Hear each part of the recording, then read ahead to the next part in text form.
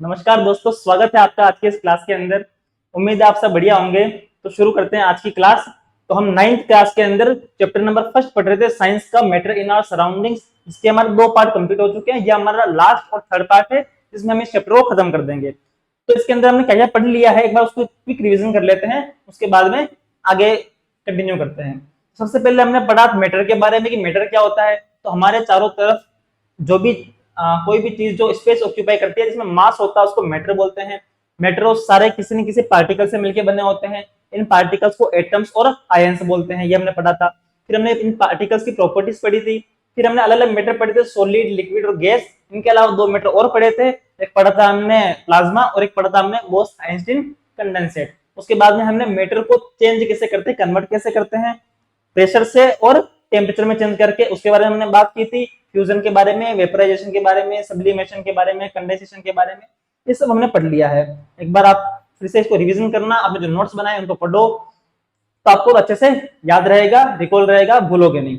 ठीक, अब हम बढ़ रहे हैं हमारा आगे का नेक्स्ट टॉपिक, लेटेंट हीट, उसके बारे में बात करते हैं। तो आज के इस क्लास के अंदर हम पढ़ेंगे लेटेंट हीट के बारे में और फिर इवेपोरेशन के बारे में। और इवेपोरेशन जो हमारे डेली लाइफ में कैसे क्या कहाँ दिखता है हमको, उसके बारे में बात करेंगे। सबसे पहले बात करते हैं लेटेंट हीट के बारे में कि लेटेंट हीट क्या होती है। तो हम सबने पढ़ा था कि जो मैटर होते हैं वो मैटर अलग अलग मैटर कन्वर्ट होते हैं, सॉलिड से लिक्विड में, लिक्विड से गैस में, गैस से लिक्विड में। तो जब ये चेंज होते हैं, कन्वर्ट होते हैं ना, तो इनको कुछ ना कुछ एनर्जी चाहिए होती है। वो जो एनर्जी है ना, उस एनर्जी को लेटेंट हीट बोलते हैं सिंपल लैंग्वेज के अंदर। तो हम समझो द हीट एब्जॉर्ब्ड और रिलीज्ड। एक सेकंड भाई, क्या हो गया?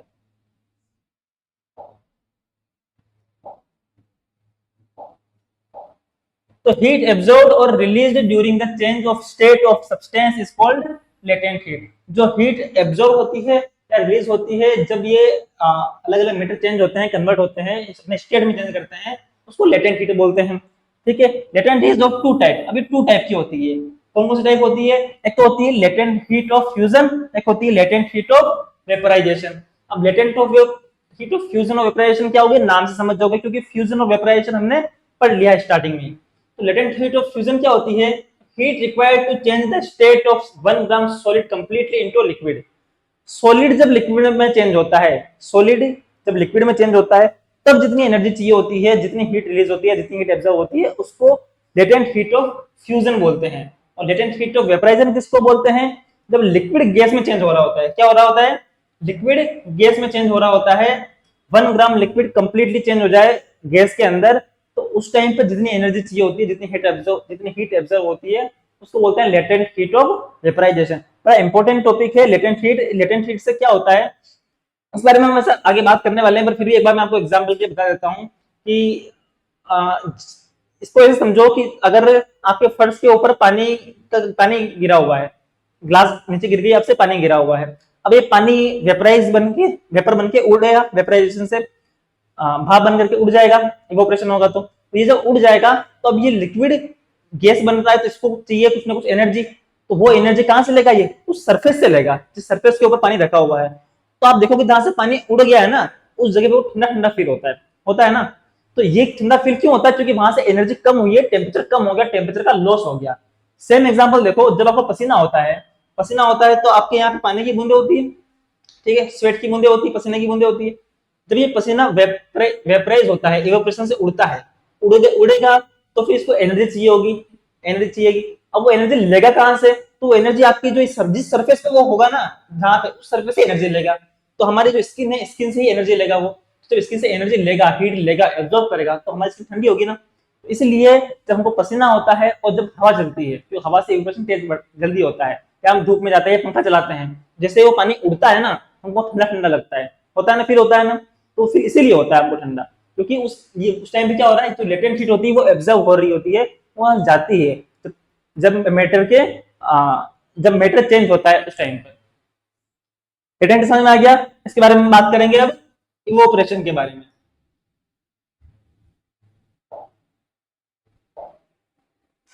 तो इवोपरेशन क्या होता है? बड़ा सिंपल सा है, हमने पहले पुरानी क्लासों में पढ़ रखा है, उसके बारे में वापस से समझते हैं। तो the change of liquid into vapour without reaching at its boiling point is called evaporation.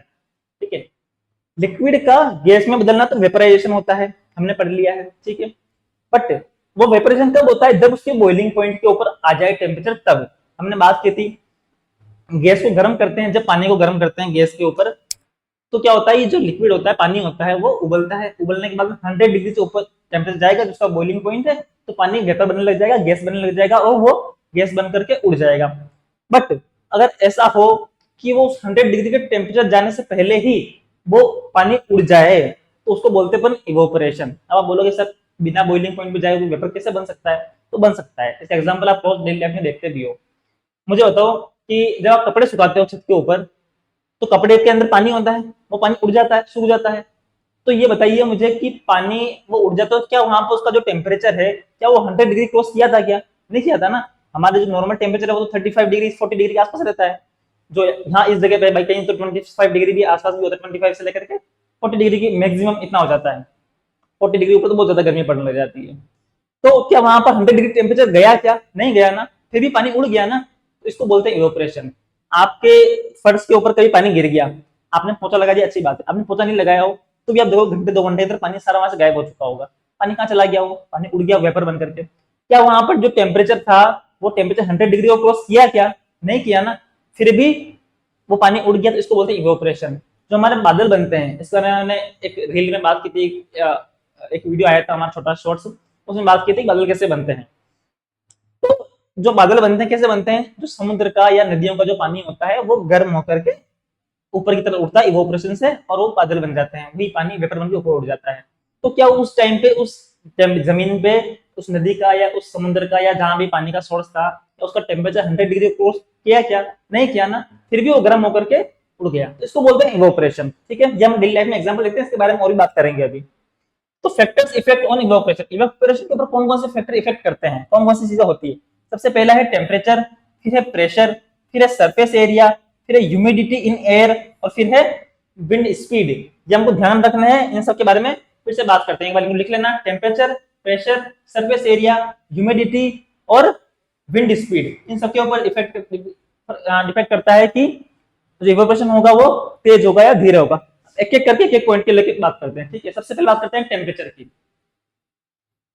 Common सी बात लेना, एग्जांपल लेना आपके कपड़े सूखने का, ठीक है। एक एग्जांपल लेते हैं, बहुत सारे एग्जांपल, आपके कपड़े सूखने का एग्जांपल लेंगे तो आप ये सारी सारी चीजें समझ जाओगे, ठीक है। सबसे पहले बात करते हैं टेम्परेचर की। On increase the temperature rate of evaporation increase. आप मुझे बताओ, जब कपड़े सुखाने आप छत पर गए हो, तो जिस दिन ज्यादा गर्मी होगी उस दिन कपड़े जल्दी सूख जाएंगे, या जिस दिन गर्मी कम होगी उस दिन कपड़े जल्दी सूख जाएंगे? सीधी सी बात है, जिस दिन गर्मी ज्यादा होगी उस दिन कपड़े जल्दी सूख जाते हैं। क्यों सूख जाते हैं? क्योंकि टेम्परेचर ज्यादा होता है, तो इवोपरेशन की जो स्पीड होती है वो बढ़ जाती है। टेम्परेचर कम होता है तो इवोपरेशन की स्पीड कम हो जाती है। समझ में आ गया? बहुत सिंपल सा। नेक्स्ट देखो, प्रेशर। और increase in pressure rate of evaporation decrease. तो जब प्रेशर इंक्रीज करते हैं तो जो रेट ऑफ इवोपरेशन है वो कम हो जाती है। उस टाइम पे रेट ऑफ इवोपरेशन कम हो जाती है। जब प्रेशर बढ़ता है, जब प्रेशर बढ़ता है तो रेट ऑफ इवोपरेशन कम हो जाती है। जब प्रेशर कम होता है तो इवोपरेशन जल्दी से होता है, जल्दी से बढ़ता है। फिर बात करते हैं सरफेस एरिया की। एक पानी के ग्लास के अंदर पानी को रखो आप जमीन के ऊपर, धूप में रख दो उसको, तो वो पानी जल्दी इवोपरेट होगा। या उस गिलास को नीचे गिरा दो, पानी में घोल दो, उसका एरिया बढ़ा दो, तो जल्दी इवोपरेट होगा। सीधी सी बात है, जो पानी गिरा हुआ वो जल्दी इवोपरेट हो जाएगा, ग्लास में तो बहुत दिन लग जाएंगे, है ना। होगा तो वो भी इवोपरेट धीरे धीरे होगा, आपको दिखता नहीं है, आप उस पर मार करके देखोगे तो आपको पता चल जाएगा, ठीक बात है। तो सरफेस एरिया जब बढ़ता है तो क्या होता है, रेट ऑफ इवोपरेशन बढ़ती है। सरफेस एरिया जब कम होता है तो रेट ऑफ इवोपरेशन कम होती है। फिर ह्यूमिडिटी है इन एयर। ह्यूमिडिटी क्या होती है, हम सिंपल भाषा में बोलते हैं तो जब हमारे आसपास के एरिया के अंदर, हमारे एनवायरमेंट के अंदर ह्यूमिडिटी ज्यादा होती है, ठीक है। ह्यूमिडिटी को हिंदी में बोलते हैं आर्द्रता, सिंपल भाषा में बोलते हैं उमस, लोकल लैंग्वेज में। तो उमस होती है ना, जब अपने लगता है ना कि जब वाटर ड्रॉपलेट्स जो होती है वो हमारे एनवायरमेंट में ज्यादा होती है, उस टाइम पे क्या होता है कि रेट ऑफ इवेपोरेशन कम हो जाती है। अब मेरी बात सुनो, जब बारिश के दिनों में कभी कभी ऐसा होता है, ह्यूमिडिटी थोड़ी ज्यादा होती है, तो आपको लगता है ना कि कपड़े सूखने में टाइम लग रहा है, सूख नहीं रहे, 5 घंटे 6 घंटे हो गए पर फिर भी कपड़े सूख नहीं रहे, क्योंकि एक्चुअली एनवायरमेंट में क्या होती है, ह्यूमिडिटी ज्यादा होती है। तो जब ह्यूमिडिटी ज्यादा होती है तो इवेपोरेशन कम होता है, ह्यूमिडिटी कम होती है तो इवेपोरेशन ज्यादा होता है। फिर है विंड स्पीड। आप मुझे बताइए, तो हवा तेज चलती है तो कपड़े जल्दी सूखते हैं या धीरे सूखते हैं? कपड़े बिल्कुल जल्दी सूखते हैं। हवा कम चलती है तो कपड़े धीरे सूखते हैं। मतलब विंड स्पीड जब होती है, हवा चलती है, तो इवेपोरेशन जल्दी होता है। ऐसे ही इसलिए जैसे हम पंखा चलाते हैं, गर्मी के अंदर हमारे ऊपर पसीना हो रहा होता है, हम पंखा चलाते हैं तो पानी जल्दी उड़ जाता है, और पानी पंखा थोड़ी खींचता है क्या, वो तो हीट से ही उड़ता है, लेकिन विंड स्पीड उसमें हेल्प करती है इवोपरेशन जल्दी करने में, इवोपरेशन के स्पीड को बढ़ाने में। इसलिए क्या होता है कि जब हवा चलती है तो इवोपरेशन बढ़ता है, जब पंखा चलता है तो हमारा पसीना जल्दी सूखता है। ये रीजन इसके पीछे का। समझ में आ गया आपको? इवोपरेशन को इफेक्ट करने वाले कौन कौन से फैक्टर्स हैं? Temperature, pressure, surface area, humidity और विंड स्पीड। बड़ा इंपॉर्टेंट सा है, ध्यान से समझना, ध्यान से इसको लिख लेना। अब बात करते हैं इवोपरेशन इन डेली लाइफ। हमारी डेली लाइफ में इवोपरेशन जो होता है उसको हम कैसे देखते हैं, कहाँ देखते हैं, इसके बारे में आपको समझा चुका हूँ, फिर से बात कर लेते हैं। पहला तो इवोपरेशन ऑफ वाटर फ्रॉम सी। समुद्र से जो इवोपरेशन होता है, बादल बनते हैं, पानी उड़ता है, बादल बनते हैं, इवोपरेशन से हम सबने वाटर साइकिल पढ़ रखा है। उसके बाद में evaporation of sweat from body, जो हमको पसीना होता है ना, स्वेट है ना, तो पसीना होता है वो जो सूख जाता है, तो वो भी किससे सूखता है? इवोपरेशन की वजह से सूखता है। Wet clothes on the laundry line are dried up because of evaporation. Laundry line में धोबी घाट के ऊपर जो कपड़े सुखाते हैं, या हमारे घर के ऊपर जब आप कपड़े सुखाते हो, तो कपड़े सूखते किस वजह से? तो इवोपरेशन की वजह से ही सूखते हैं। उसके बाद में सेपरेशन ऑफ सॉल्ट्स फ्रॉम सी। समुद्र से या जो खारे पानी की झीलें होती है, लेक्स होती है, उनसे नमक कैसे बनाते हैं पता है क्या आपको? बहुत बड़े एरिया के अंदर ऐसे खड्डा खोद करके थोड़ा बहुत उसके अंदर मतलब प्लास्टिक बिछा देते हैं एक तरीके से। उसके बाद में वो जो खारा पानी है, वो खारा पानी उसमें डाल देते हैं। अब वो बड़े एरिया के ऊपर जब इसको करते हैं, जैसे कि बहुत बड़ा सा एरिया है, इसके ऊपर प्लास्टिक डाल करके इसके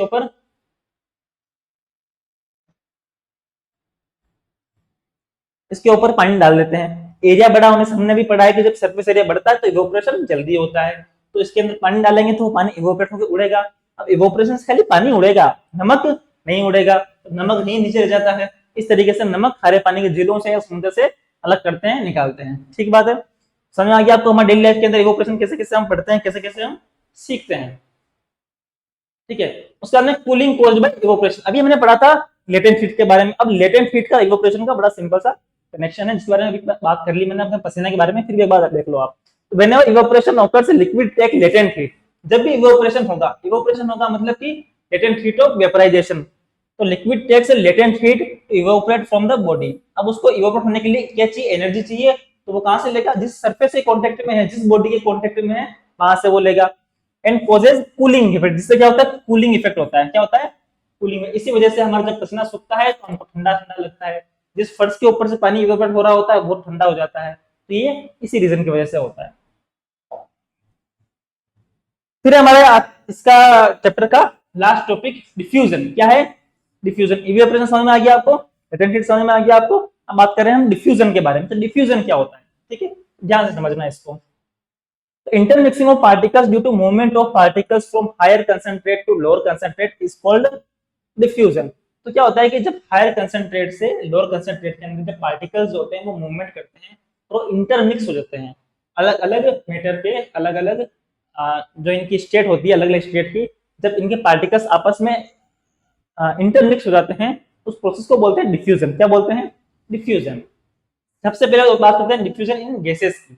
गैस के अंदर डिफ्यूजन कैसे होता है? ठीक है, डिफ्यूजन लिक्विड भी होता है, डिफ्यूजन इन सॉलिड्स भी होता है। सबसे सिंपल तरीके से होता है गैस जो गैस के अंदर पार्टिकल्स इधर घूमते रहते हैं, ज्यादा मूवमेंट करते हैं, इसलिए जल्दी होता है। तो diffusion in gas is fastest as particles move with maximum kinetic energy. अब मैक्सिमम काइनेटिक एनर्जी के बारे हमने इसके पहले जब हम पढ़ रहे थे पार्टिकल्स के प्रॉपर्टीज के बारे में, तब हम बात की काइनेटिक एनर्जी क्या होती है। जब पार्टिकल जितनी ज्यादा स्पीड में मूव करेंगे उतनी ज्यादा उनकी काइनेटिक एनर्जी होगी। तो गैस के अंदर काइनेटिक एनर्जी सबसे ज्यादा होती है, मैक्सिमम होती है, तो इस वजह से डिफ्यूजन इनमें सबसे ज्यादा जल्दी होता है। For example smell of incense stick reaches are intermixed in the whole room. कमरे के एक कोने के अंदर आप अगरबत्ती जलाओ तो उसकी खुशबू पूरे कमरे में फैल जाती है। ठीक है ना? कमरे में नॉर्मल एयर के पार्टिकल्स थे, जो भी एयर है आपके, उसके अंदर उस स्मेल के, उस खुशबू के पार्टिकल्स हैं, वो पूरे कमरे में फैल जाते हैं और आपको 2 मिनट के अंदर पूरे कमरे में खुशबू आने लग जाएगी। क्यों होता है ये? किस वजह से होता है ये? तो डिफ्यूजन की वजह से होता है। किस वजह से होता है? डिफ्यूजन की वजह से होता है। फिर बात करते हैं हम डिफ्यूजन इन लिक्विड्स की। लिक्विड में डिफ्यूजन कैसे होता है? Diffusion in liquid is slower as compare to gas. Gas के मुकाबले थोड़ा स्लो होता है, बट होता है। ठीक बात है। Particles move with lower kinetic energy. For example diffusion indigo in water to make it violet partially.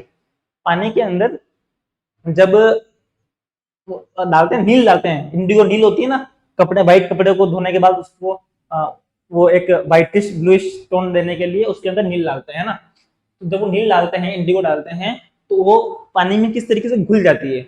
नील के पार्टिकल्स अलग हैं और पानी के पार्टिकल अलग हैं।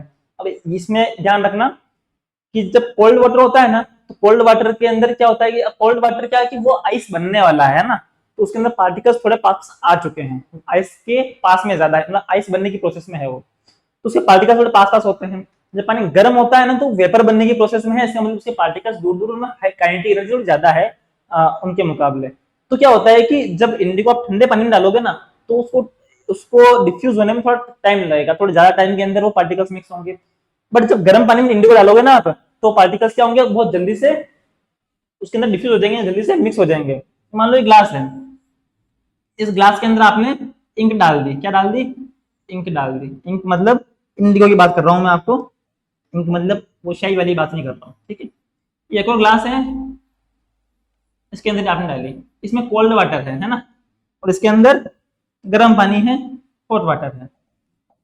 अरे भाई, ठीक है, तो जल्दी जल्दी वो इंक कौन से पानी में मिल जाएगी, गर्म पानी में मिल जाएगी। गर्म पानी में क्यों मिल जाएगी, गर्म पानी के अंदर जो पार्टिकल्स है वाटर के, उनमें काइनेटिक एनर्जी ज्यादा है, वो मूवमेंट ज्यादा जल्दी से कर रहे हैं, इसमें जल्दी मिल जाएगी। इसमें काइनेटिक एनर्जी कम है, पार्टिकल्स मूवमेंट धीरे धीरे कर रहे हैं, इसलिए धीरे धीरे मिलेगी, बट मिलेगी जरूर, ठीक है। तो लिक्विड के अंदर डिफ्यूजन होता है, बट उसकी स्पीड गैस के कंपेरिजन में थोड़ी सी स्लो होती है। उसके बाद में बात करते हैं डिफ्यूजन इन सॉलिड्स की। तो सॉलिड के अंदर डिफ्यूजन कैसे होता है, अब सॉलिड के अंदर तो पार्टिकल्स बहुत ज्यादा पास होते हैं, काइनेटिक एनर्जी बहुत कम होती है, मूवमेंट बहुत ज्यादा होता नहीं है, तो डिफ्यूजन बहुत रेयरली होता है, बट होता है, ठीक है। तो minimum particles movement, for example diffusion of chalk particle into the blackboard after some time. आपने आपके स्कूल में देखा होगा कि चौक से लिखते हो आप, आपके टीचर्स चौक से लिखते हैं। मान लो कि आपके कभी 3-4 दिन की छुट्टियां आ गई, आपने चौक से बोर्ड पे लिख दिया, तो आप रोज साफ कर दो, साफ हो जाएगा। आपके 4 दिन की छुट्टियां आ गई स्कूल की, फिर 4 दिन बाद आप जाके देखोगे ना, तो जब मिटाने की कोशिश करोगे ना, तो आसानी से वो मिटेगा नहीं। क्यों नहीं मिटेगा, क्योंकि उस चौक के पार्टिकल उस बोर्ड के, उस आपका ब्लैक बोर्ड है, उस बोर्ड के पार्टिकल से डिफ्यूज हो गए, ठीक है। तो इस वजह से क्या होता है, उसके अंदर चले जाते हैं, इंटरमिक्स हो चुके होते हैं, तो उनको मिटाने में थोड़ा टाइम लगता है। ऐसे मान लो आपके क्लास में व्हाइट बोर्ड है, तो आप मार्कर से लिखते हो, ब्लैक ब्लू रेड जो भी मार्कर से लिखते हो, अगर आप वो रोज मिटा रहे हो तो रोज तो मिट जाएगा। बट अगर मान लो कि 2 दिन बाद में आपने मिटाया उसको, या अगले दिन मिटाया उसको, या फिर आपके बीच में कोई छुट्टी आ गई, उसके बाद मिटाने की कोशिश करोगे, तो आसानी से वो नहीं मिटेगा। क्यों नहीं मिटेगा, क्योंकि वो उस कलर के पार्टिकल्स, उस इंक के पार्टिकल्स उस बोर्ड के साथ में इंटरमिक्स हो गए, डिफ्यूज हो गए, ठीक है। तो डिफ्यूजन होता है सॉलिड के अंदर भी, लेकिन उसकी प्रोसेस थोड़ी सी स्लो होती है लिक्विड और गैस के मुकाबले। तो ये हमारे इस चैप्टर का लास्ट टॉपिक था। हमने इसको 3 पार्ट्स में करने की कोशिश की थी। वैसे ये चैप्टर वन शॉट में भी हो सकता है, बहुत इजी चैप्टर है। तो मैंने सोचा कि आराम से डिटेल में बात करेंगे हर टॉपिक के ऊपर, तो आपको ये पढ़ने में मजा आएगा। और अगर भाई बच्चे चाहते हैं कि नहीं हमको तो वन शॉट में ही क्लियर करना है, तो इसका वन शॉट भी डाल देंगे अपन, कोई दिक्कत वाली बात नहीं, इस चैप्टर का वन शॉट भी डाल देंगे। पर जिनको डिटेल में पढ़ना है, तो उनको उनके लिए बहुत ज्यादा डिटेल में पढ़ना, डिटेल में तो उसमें भी पढ़ेंगे वन शॉट में भी, पर जिनको बहुत ज्यादा डिटेल में पढ़ना है, जिनको पढ़ने में मजा आता है, उनके लिए ये वीडियो है। तो इसको आराम से वापस समझना, जो आपने नोट्स लिखे हैं उनको रिवाइज करना। और इसके बाद में हमारा सेकंड चैप्टर है, उसका वीडियो आएगा। इसका वीडियो तो शायद 3 पार्ट हुआ ना, 3 पार्ट में वीडियो हमारा खत्म हो चुका है, हमारी क्लास खत्म हो चुकी है। नेक्स्ट क्लास का वीडियो जल्दी से लेके आएंगे, सेकंड चैप्टर का हमारे। और उसके बीच में फिर 10th के भी अलग अलग आते रहेंगे, तो जो 10th वाले बच्चे भी हैं देखने वाले, आपके जो सीनियर्स हैं उनको भी आप बता सकते हो। तो मिलते हैं आपसे नेक्स्ट क्लास के अंदर, तब तक के लिए ध्यान रखिए अपना, पढ़ाई कीजिए, एंजॉय कीजिए, ठीक है। Thank you.